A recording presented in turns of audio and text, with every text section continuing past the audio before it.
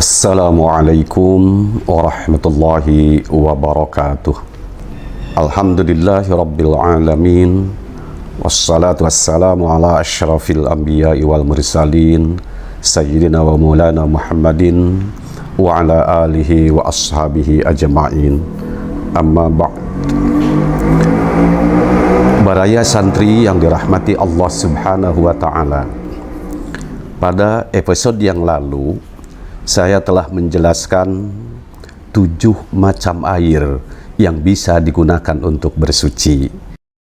Kemudian 2 macam air ini yang turun dari langit air hujan maupun yang keluar memancar dari bumi setelah berada di permukaan tanah, ini tentu akan dipengaruhi dan boleh jadi bercampur dengan benda-benda lain, dengan benda-benda luar, mengakibatkan kedua macam air ini ada yang tetap sah, boleh digunakan untuk bersuci, dan ada juga nanti yang tidak bisa digunakan untuk bersuci.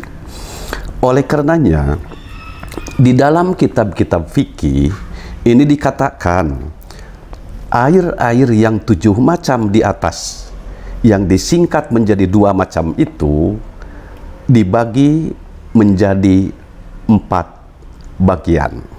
Tsummal miyahu ala arba'ati aqsamin. Selanjutnya air-air di atas itu dibagi menjadi 4 bagian. Tohirin mutahhirin ghairi makruhin isti'maluhu wa huwal ma'ul mutlaq. Pertama, bagian ke-1 adalah air suci, menyucikan dan tidak makruh digunakan untuk badan. Itulah yang disebut air mutlak. Bagian pertama adalah tohirin mutahhir ghairi makruhin isti'malu. Air suci. Air itu suci. Suci dalam arti halal dan boleh diminum. Halal diminum, itu pengertian suci.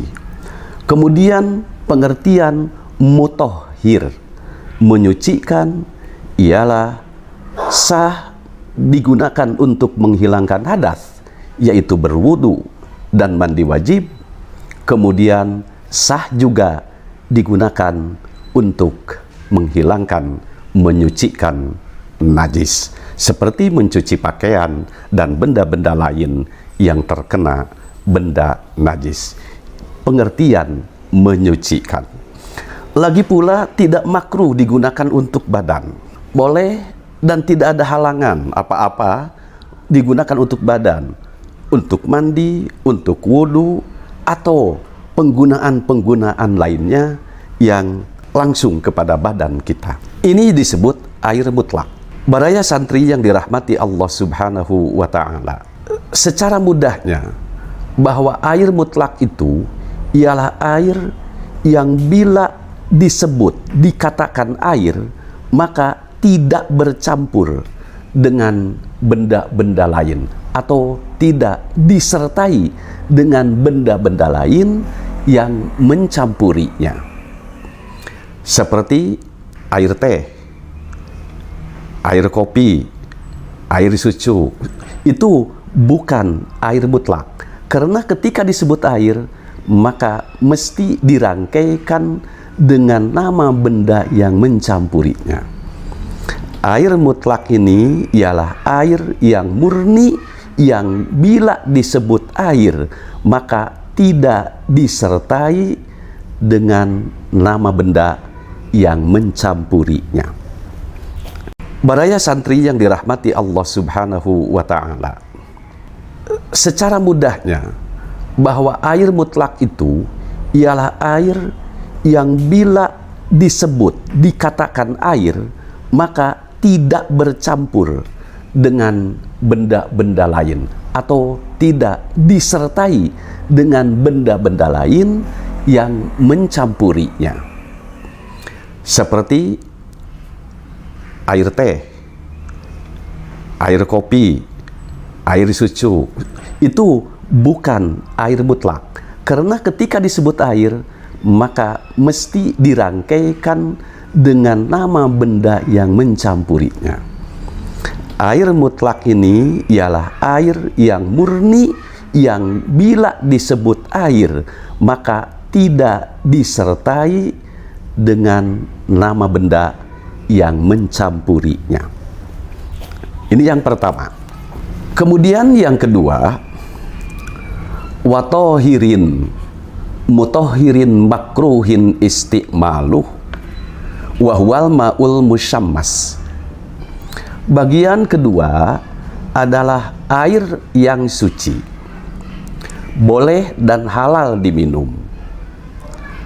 Mutohirin juga menyucikan, boleh dan sah dipakai, digunakan untuk berwudu, mandi wajib, dan menghilangkan najis, dan dimakruhkan menggunakannya untuk badan. Diminum halal, dipakai wudu dan mandi wajib boleh dan sah. Hanya makruh, sebaiknya dihindari, tidak digunakan, air tersebut tidak digunakan ke badan kita seperti mandi. Apa itu? Ialah air al-musyammas, air yang panas karena sinar matahari dan di dalam bejana yang suka berkarat. Ketika baraya santri menaruh air di dalam ember dari bejana, dari kaleng yang suka berkarat, atau dari bejana apa saja yang sudah berkarat, kemudian terkena sinar matahari membuat air itu menjadi panas, maka ketika air itu dalam keadaan panas ini diminum halal, boleh karena suci, digunakan untuk wudu, mandi wajib, menghilangkan najis, juga sah karena menyucikan. Tapi ketika digunakan untuk badan seperti wudu, mandi, dan lain sebagainya, maka itu makruh menggunakannya, alias sebaiknya dihindari, tidak dilakukan, karena menurut hadis itu akan mengakibatkan penyakit kulit. Ialah bagian kedua, al-ma'ul musyammas, air yang menjadi panas karena sinar matahari. Dan harus ingat, itu di dalam bejana yang suka berkarat. Berarti kalau di dalam ember plastik, meskipun terkena sinar matahari sampai panas, masih tetap tidak makruh digunakan untuk badan, karena tidak akan mengembangkan, tidak akan mengapungkan zat-zat yang akan mengganggu kesehatan kulit kita. Itulah baraya santri yang dirahmati Allah Subhanahu wa Ta'ala, bagian kedua. Insya Allah nanti kita akan membahas bagian ketiga dan bagian yang keempat terakhir. Sekian dan terima kasih. Wassalamualaikum warahmatullahi wabarakatuh.